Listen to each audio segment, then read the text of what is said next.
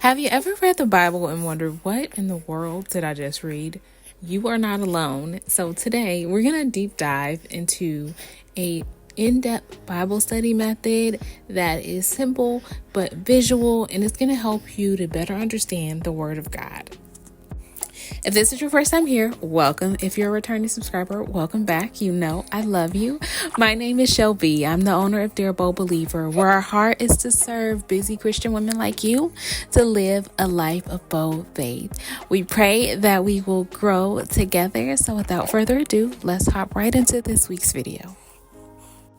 Verse mapping is essentially a visual way to do an in-depth Bible study on one verse. And before I hop into how to verse map, I want to share some of the benefits of verse mapping, just in case you're thinking maybe you don't want to do this. I'm going to give you 3 reasons why you should try verse mapping. The first being, this is going to give you a deeper understanding of scripture. It's going to force you to slow down and also research the context of the verse, as well as what the words within the verse mean. A lot of times our Western understanding of the words that are used in the Bible don't actually match the historical context as far as like the Hebrew or the Greek origin of the word. So verse mapping is a great way to ensure that you truly understand what is being said. The second benefit to verse mapping is going to be the personal connection. When you take that time to really meditate on the scripture, you're going to have no choice but to connect this to your life and to think about how it applies and how you can start to live out this scripture. And the third benefit to verse mapping is going to be the spiritual growth, right? When you do something consistently, whether that's Bible studying through the SOAP method, or whether that's Bible reading through a year in the Bible reading plan, or whether that's verse mapping, when you do that consistently, you're going to deepen your faith. Before I share the 9 simple steps to verse mapping, I want to share the resources that you're going to need to do this today. You're going to need a journal, you'll need your Bible, and you will need either a study Bible or a concordance, as well as pens. Here are the 9 simple steps to verse mapping.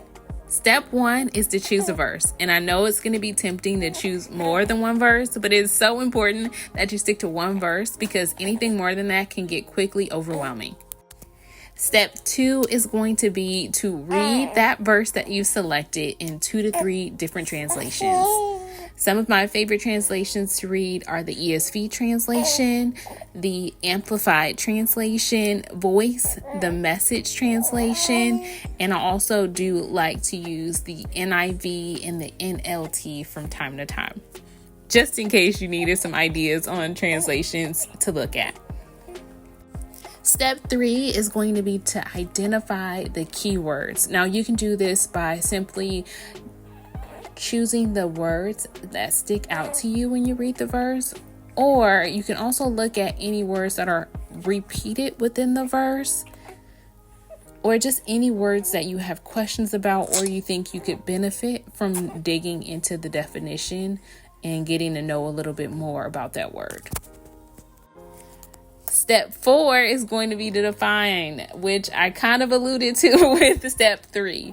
So you're going to define the words that you have identified as keywords. And depending on how long your verse is, you may even consider looking at the definition for all of the words within that scripture, just to read it and see it for yourself, and ensure that the words used in that verse mean what you believe they mean. And when I say define it, I think it's important to mention that you should use a concordance in order to define words in the Bible. It is important to understand the context and the origin of the word, and the only way to do this is by using a concordance. You can access the Strong Concordance for free through the Bible Gateway app and website. So if you don't have a concordance on hand that you own, I would highly recommend you accessing those free resources. Step 5 is going to be to look at cross references, and these are going to basically be verses that are related to the verse that you chose. You can usually find cross reference verses by using an Amplified Bible or a study Bible. These are typically the easiest ways for you to find cross references. Step 6 is going to be to use resources. Now, you can either use a study Bible, you can use a commentary, you can also use a concordance to look further into the scripture that you are verse mapping. Whatever you would like, it is really up to you. There are free commentaries on many of the Bible apps that are online. And then there's also the Enduring Word commentary, which comes with video, which is David Gusick's. You can also access, I think there's like the Matthew Henry study Bible or commentary is free on some apps. So there's several commentaries that are free. Study Bibles are a great resource. And if you are able to purchase one, I would highly recommend you purchasing the one that matches the reading translation that you prefer. So I keep a ESV study Bible because that is the translation that I read. Step 7 is to meditate on all that you have studied and found out about this verse. So just take a minute to really soak into all that you have learned and read about this verse. Allow the Holy Spirit to minister to you and to just speak to you today. After you have gotten done with this reading, it's going to be amazing. Kind of what you'll walk away from this verse mapping session with, and hopefully and prayerfully this video has been helpful. Step 8 is going to be to journal. So I would highly recommend that after you've kind of meditated on the word and just soaked in everything that you've learned about this verse, to write down your thoughts on the verse. This can be like one major takeaway. Maybe you have several takeaways that you just want to write down based on all that you've read, but just take a moment to really write down what are your thoughts as a result of this time in the Word of God. Step 9 is going to be to pray. I just want you to take a minute to just worship and thank God for this time alone with Him. Thank Him for the new revelations that you got as a result of this verse mapping. And also pray about how you can apply this word to your life. Now that we've gone through the simple steps on how to verse map, let's go through it using Matthew's chapter 6, verse 33. That's going to be the verse I chose. We are going to read it in a second translation. The verse that you see on screen is going to be the ESV translation. So let's read that one first. But seek first the kingdom of God and His righteousness, and all these things will be added to you. All right, now let's read this verse in another translation. For the second translation, I decided to read it in the Amplified since this is traditionally what my pastor preaches from. So Matthew chapter 6, verse 33 in the Amplified version reads, but first and most importantly, seek. In parentheses, it reads, aim at, strive after His kingdom and His righteousness. In parentheses again, it says His way of doing and being right, the attitude and character of God. And then outside of parentheses, we're back to the verse, and all these things will be given to you also. So one of the things I love about the Amplified version is that it typically, let's not say always, because there's not always additional context within the verses itself, but oftentimes you'll see words in parentheses, and it kind of helps you to better understand the meaning behind the words that are being shared in the verse. So I do find it helpful to read the Amplified, but that does not stop me from defining verses further, because I just love defining the different words within a verse. Definitions are just kind of my thing. And if you've watched my channel for a while, then you likely notice that when we do our Bible studies, I typically define at least one word during my Bible study time. So we read it into translations, and now we're going to identify our keywords. So for me, the keywords that stuck out here were seek, kingdom, righteousness, and added. So we are going to focus on seek for the purpose of this video, so I don't take up too much of your time. So seek in the Strong's Concordance, which is what I use to define this word. It means to worship God, to plot against life, desire, require, inquire, go about. And this is Strong's number G2212. Now I could try to pronounce the Greek word, but I'm not going to get it correct. So we're going to stop there.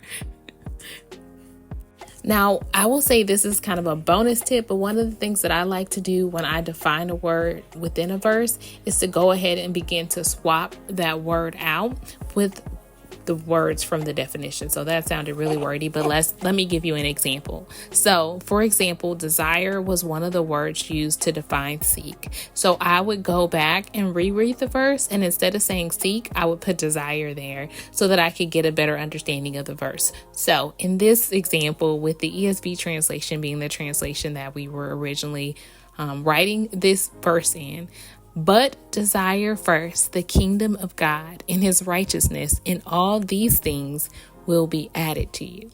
Now, I don't know about you, but for me, knowing that seek also means desire did help me to further understand that it's not just about following after God, but it's also about my heart posture, right? Is my heart truly, truly in pursuit of Christ?